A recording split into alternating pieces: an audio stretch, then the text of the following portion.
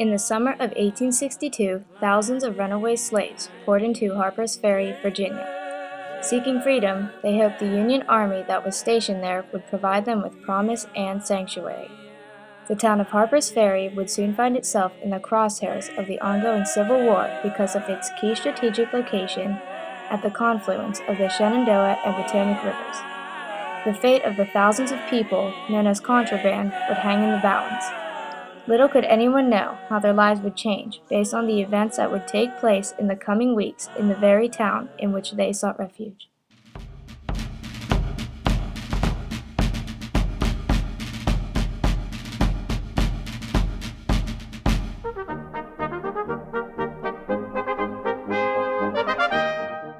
At this stage of the war, the Confederacy held its highest hopes for victory.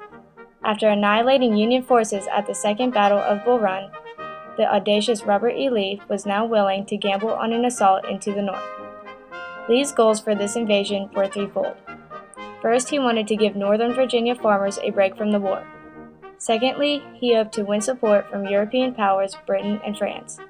Finally, he hoped to push Abraham Lincoln into peace talks with the Confederacy. After careful planning and preparation, Lee distributed his plans to his staff in what became known as Special Orders 191.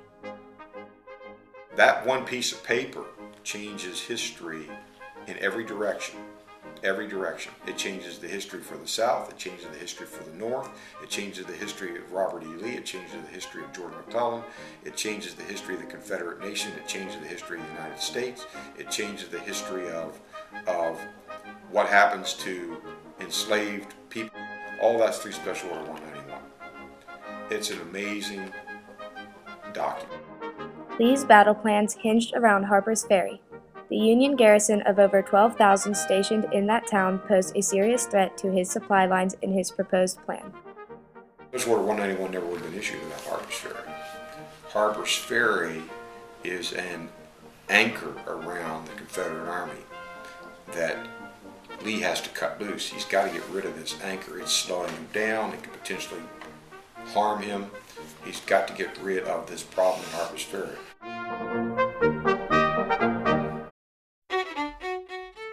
Lee planned for a full-scale invasion of Pennsylvania. As his forces met in Frederick, Maryland, he distributed Special Orders 191 to his officers. The plan was risky, but at this point in the war, Lee felt it was worth the gamble. Lee would proceed from Frederick with only a quarter of its army and then to Hagerstown, Maryland, less than 10 miles from the Pennsylvania border. So when he came across the Potomac River as an invading force, he had no intention of spending much time in Maryland. He's going to Pennsylvania. All the evidence indicates that. Lee himself states it, tells the President of the Confederacy, I'm going to Pennsylvania. If you believe the Confederate press, Robert E. Lee is going to negotiate peace terms in Independence Square in Philadelphia. Three-quarters of his army, led by Thomas Stonewall Jackson, would head to Harper's Ferry to flush out the Union troops and open a clear avenue of supply to Lee as he moved into Pennsylvania. And that's when he issues Special Orders 191 at Frederick. That divides the army into 4 parts. He sends 3 parts to Harper's Ferry. The reason he sends 3 parts here is because there's 3 mountains that surround Harper's Ferry like a triangle.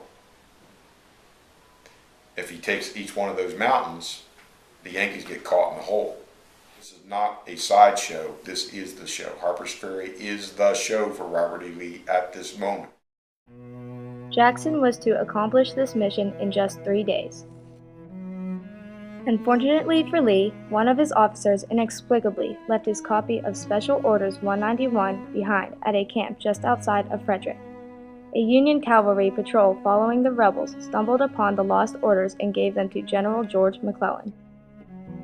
McClellan had just taken command of the Union Army for a second time following the debacle at Second Bull Run. Upon receiving the Confederate plans, McClellan stated, "Now I have the means to whip Bobby Lee." Clearly, time was not on the side of Robert E. Lee. As McClellan moved his men in position to divide the rebel army, Lee sat in Hagerstown totally unaware of the circumstances. So, Jackson's moving on Harper's Ferry. Lee's at Hagerstown. Lee's poised to move north. When did Lee arrive in Hagerstown? September 11th. I mean, the Confederates had nobody to stop them. They're going north. They just have to get rid of this anchor. So once Harper's Ferry collapses, Jackson moves north to join Lee. The whole army goes north. September 11th was quite possibly the darkest day of the Lincoln administration. Pennsylvania sat undefended and Lee sat poised to strike. Everything depended upon Stonewall Jackson's ability to remove the Union threat from Harper's Ferry. Pennsylvania Governor Andrew Curtin was panicked. A Confederate tidal wave was about to crash upon Union soil. Their destination is Harrisburg or Philadelphia, Curtin distressed in a message to the president. Send here not less than 80,000 disciplined troops. Order from New York and states east all available forces here at once, Curtin further stated. The time for decided action by the national government has arrived. What may we expect? The answer was very little. Citizens were called to arms, but against the battle-hardened Army of Northern Virginia, the idea of peace negotiations in Independence Square looked ominously real.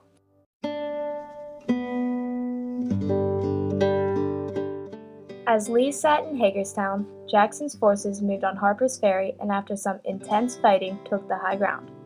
Maryland, Loudoun, and Bolivar Heights were soon in Confederate hands.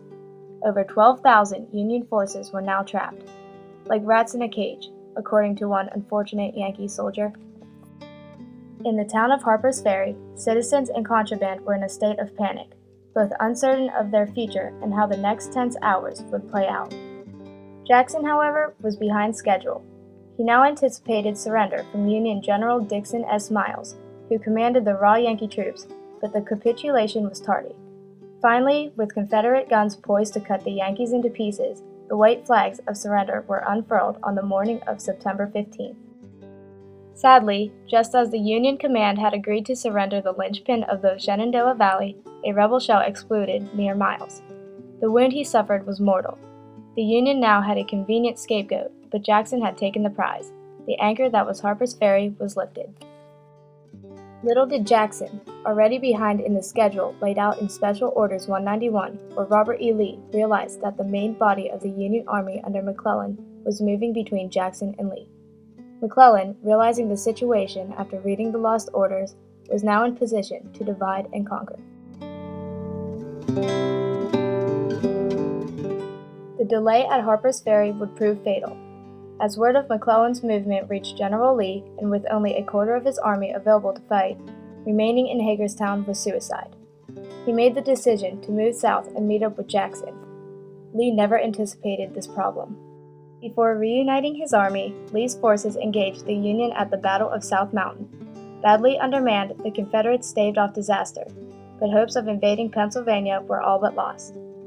Had the delay at Harper's Ferry not occurred and had Special Orders 191 not been lost, the fate of the Confederacy may have been one of glory and victory instead of impending doom. After being bloodied at South Mountain, Lee's forces finally rejoined with the victorious troops of Jackson, but this was no time for celebration. They met near Antietam Creek in the town of Sharpsburg, Maryland, with McClellan's Army of the Potomac poised to strike. On the morning of September 17, 1862, the Yankees did strike, and the battle raged the entire day. By day's end, over 22,000 casualties were suffered. It was the single bloodiest day in American history.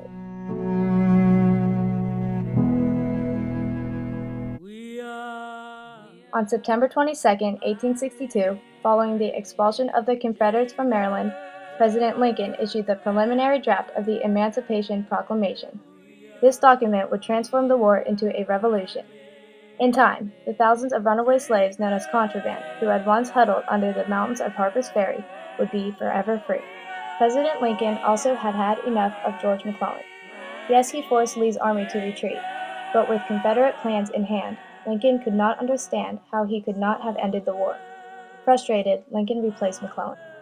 In March of 1864, hundreds of black men moved into Harper's Ferry, West Virginia, the newest Union state.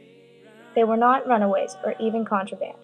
They were members of the U.S. colored troops marching triumphantly to the town now firmly entrenched in Union hands. How could anyone witnessing that glorious scene have realized the role Special Orders 191 had on transforming these men from slave to soldier in the service of the United States of America?